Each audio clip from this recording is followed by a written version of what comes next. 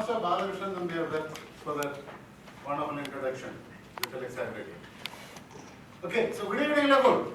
Good evening. How many of you are going to participate in the upcoming debate championship, which is probably going to be held on 4th of December? Not enough. Come on. What is this? Debate championship could be on 4th of December division. That's what I got the information. How many of you want to participate in that contest? Almost all. Almost everybody, right? Yes. So unfortunately or fortunately, there are only 3 participants from each club. Right. So the topic for this is debate to win. I will be taking something between 15 to 20 minutes with a little bit of time for question and answers. And please note that these are purely my views. This is how I debate. So you may have a different view, different opinion, different approach to a debate. But I am saying, end of the day, when you are approaching a debating desk, be yourself. Be yourself. So some of the tips I am going to give you without taking much of time on introduction. So starting with something to ask you, why do we debate? To win. Over 1 point. You want To to prove switch off the a light? point, to win? You want to switch off the light? Yeah. Why not? What else? Stand for something. To stand for something, to prove your point. So anyway, I have found out some of the benefits of debating.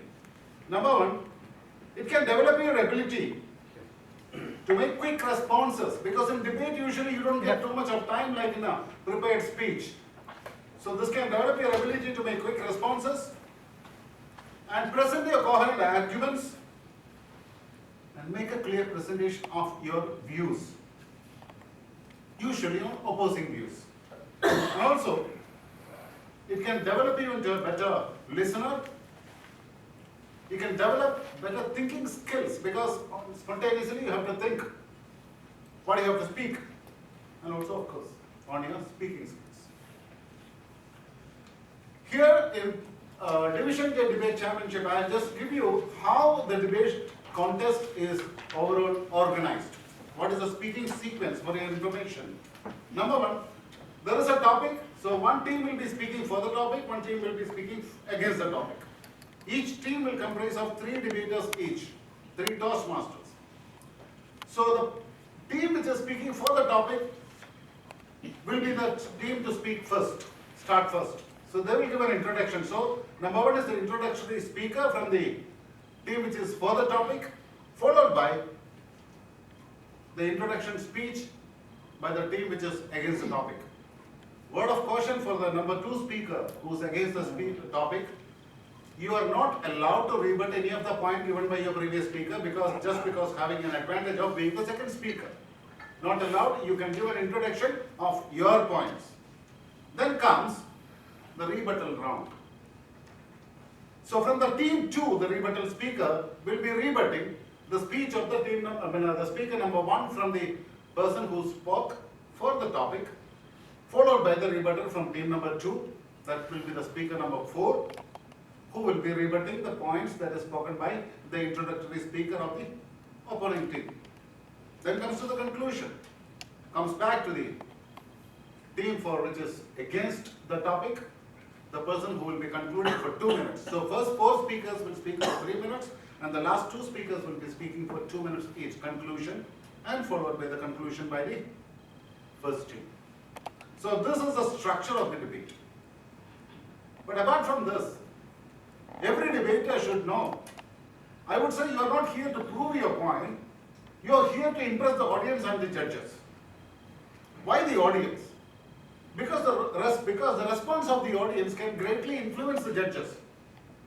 If you can get some applauses in between, that will definitely influence the judges, because they think, always a human tendency, always we feel that other people are right. So majority of the audience, when they clap for your points, judges get influenced. That's a trick.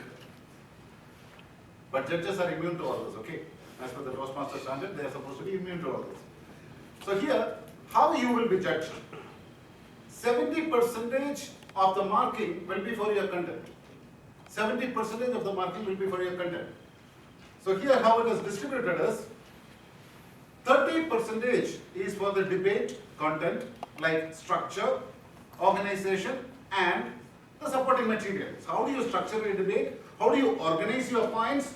And what are the supporting materials that you provide? Prompts are allowed. And one more thing, you can have your script in your hand. That's allowed. Then another 20 marks goes for the value to the audience. Because debating doesn't mean that you can come and speak anything. There should be some value. There should be some carry home for the audience.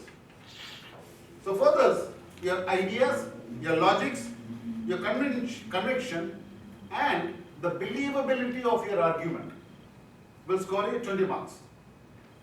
Then the next 20 will be for the effectiveness. Effectiveness means it's about the team coordination. You are presenting as a team, 3 people. How do you coordinate among each other? How do you complement among each other's ideas? And second is your opening remarks for everybody. For the opening remarks, the first speaker, how effective is the opening remarks on the topic?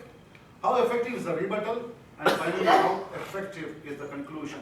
So here, there is no speaker who is more important or who is less important. Every one of them are equally important. They can contribute to the team's winning of the debate. Then comes to the second 30%, 30 marks. That comes on to the delivery. So here when we come on to the delivery, one thing I will tell you, whatever you have learned in your project speeches, that is starting from P1 to your P10, everything is applicable here. How do you script? The purpose, specific purpose, and general purpose and specific purpose, right? And like your project number 2, your introduction, body and conclusion. Like your project number 4, it's how do you script your speech, your body language, your vocal variety, everything matters over here. Like 10 marks is there separately for your voice. It should be clearly audible and it should be flexible. So for your voice skills, you have 10 marks, and for the manner, that is the directness, and of course your enthusiasm. Because in a debate, we cannot have a person coming there and just searching for his words and without enthusiastic, as if somebody is being pulled over there and made to debate. So this also carries 10 marks, and the correctness, like your grammar, your pronunciation, and word selection. So this is how the marks are distributed in the judging sheet. And if you want to refer, I have already posted this on SlideShare as well as on my Facebook page. It's already available. So this presentation, anytime you can refer. And these are not my views, these are the views from Division J. Okay? So you cannot change it. Then comes how to make a winning team. So this is my, if I have to choose a team, I would choose a team based on this. Like the first speaker will be doing an introduction onto the topic for 3 minutes. So I have found out some of the qualities what the speaker should be having. Like, number 1, he should be a good script writer or a speech writer. Somebody asked this question, how do you develop your skills in script writing? Because the introducer, first impression is the best impression. He makes a lot of impact on the thought process of the judges in the beginning itself and on the audience. So you should be able to give a very good speech writing skills. Number 2, the person should well define the topic. Some of the topics can be divided into 2 parts or even 3 parts. Each part should be well defined, so that the people are very clear on what you're going to speak. And people are able to connect your points to the topic very easily. And number 3, should give enough support points with examples and facts, etc. So you make a statement that is not enough. To make the people believe your statements, you should give some examples, you should give some facts, like research your topic in one of the, Toastmasters and CC manual, and for project 7 it is research, P7 it is research your topic. So you should do a little bit of research, and if possible get onto the stage with some kind of statistics and data or some examples for the first speaker. Again, no matter what you say, people are not expert in every subject.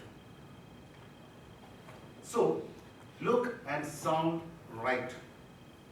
be confident, own every statement that you make. You should be an owner. So have that kind of ownership feeling so that people will take your ideas much easier.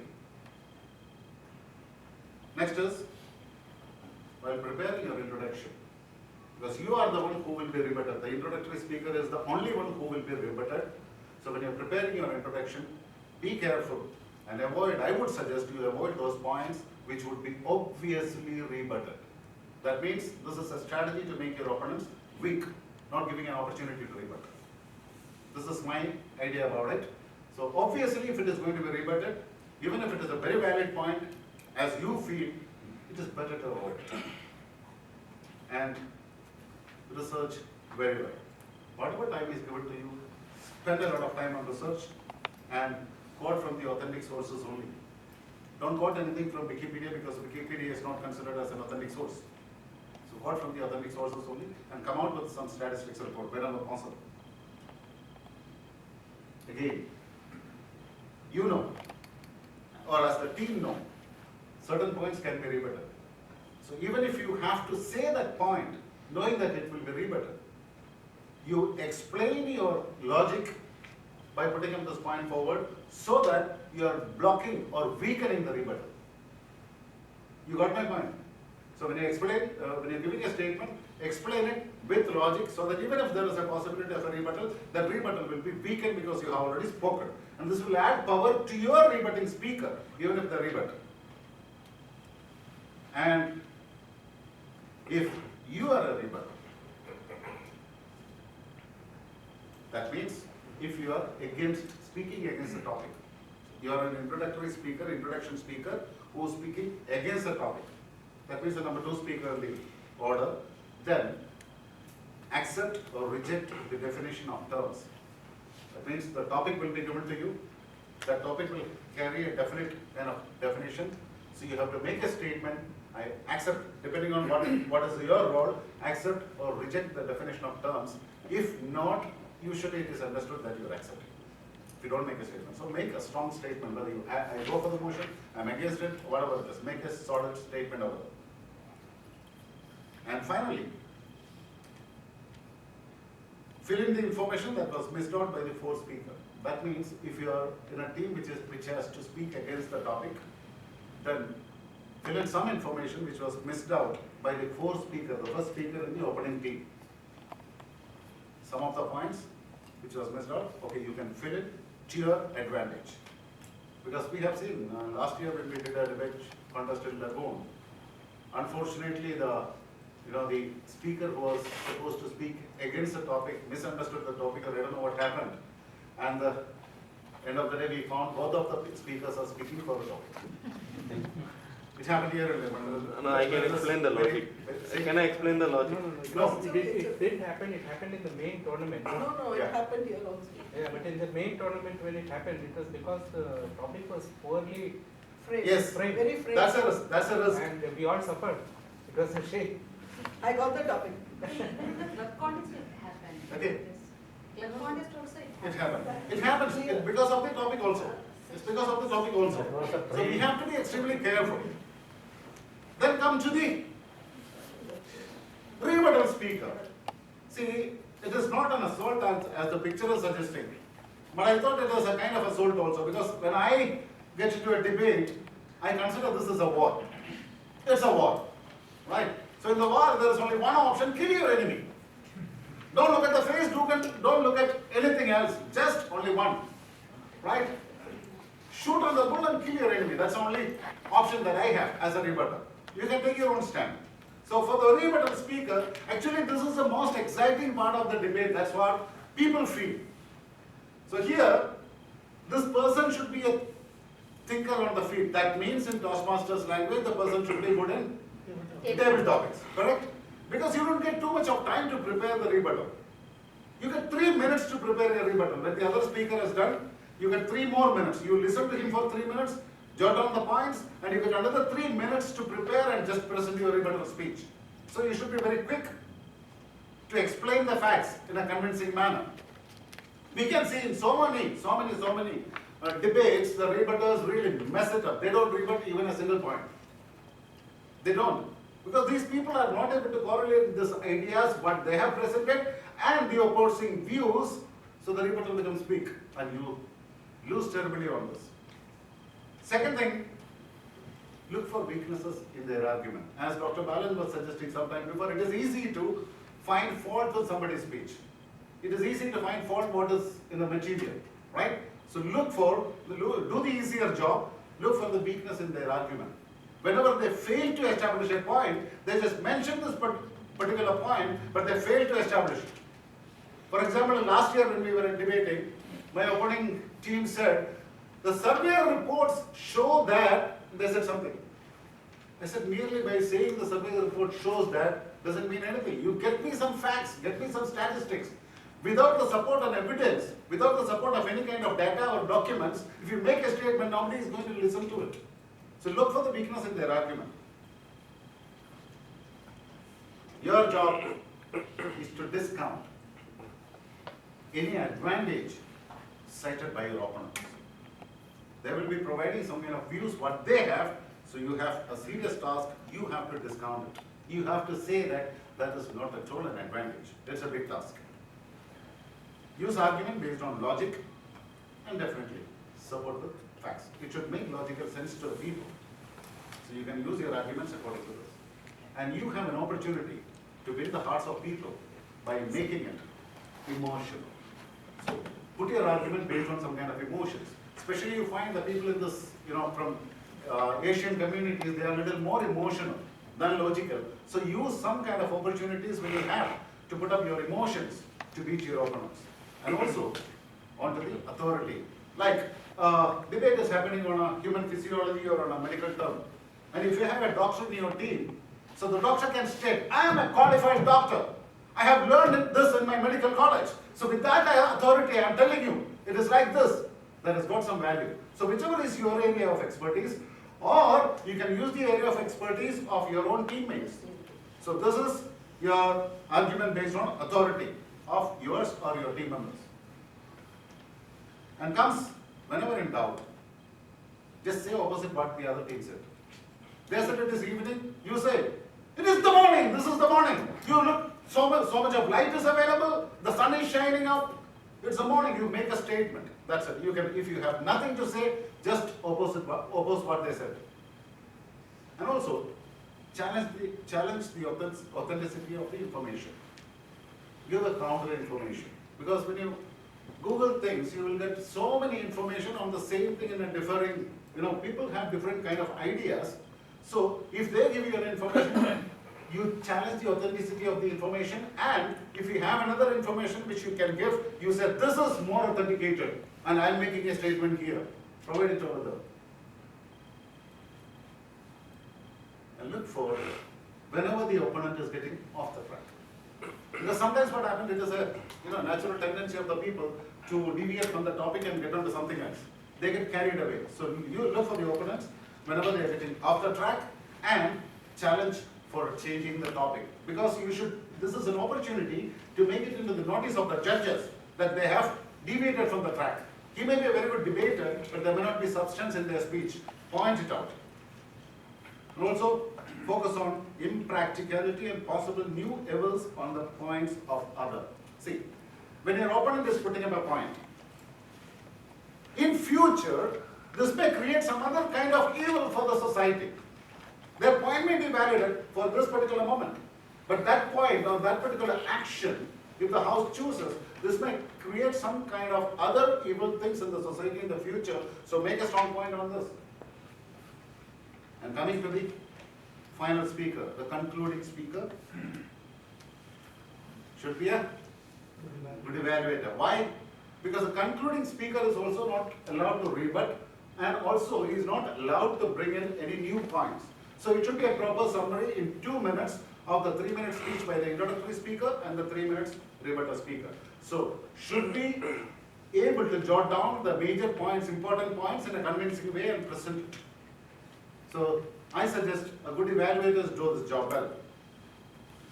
Congratulate your team for showing an overall superiority. Make a statement. Develop points from both your previous speakers. You have to develop points from both of your previous speakers. Not all the points, you don't have time. You have to compress a 6-minute speech into a 2-minute speech. And re-emphasize the strongest rebutted points, because that will give you an added advantage. Build a logical sequence. So here, you have some marks for the sequential development of your speech as well. And have a proper structure, like an introduction, body, and a conclusion. Just a question here. We said here, We'll have time for a question at the end, that's okay? that's okay. Right. Whatever like that. Then speak for the judges, not for the opponents. People have a tendency to look at the opponents and keep on speaking to them. Audience will be looking at you like they are completely lost. So speak to the audience, so speak for the audience, and definitely for the judges, who will decide whether you are a winner or a loser. And also, as a concluder, you have an opportunity. There are clashes, definitely there are clashes. So state the clashes in each point, and you explain in your words, in your view, and analyze why you have won in each of the clashes. You cannot take every one of them, maybe 1 or 2 or 3 of them. Take all the clashes. We had a clash in this particular argument, and we have established our point because of this particular point. So you have an opportunity to re-emphasize what your speakers have argued for. And finally, end with a persuasive closing statement. Make it very clear. Make it very clear. End with a persuasive closing statement. In one of the debates, 2-3 years before, I remember, with our opponents, Lagoon's opponents, it was on nuclear energy something. And we were for the nuclear energy and the opponents were against it. And when they concluded their speech, all of them brought in one clinical mask and they wore it in front of all the audience. Actually, that made a lot of impact.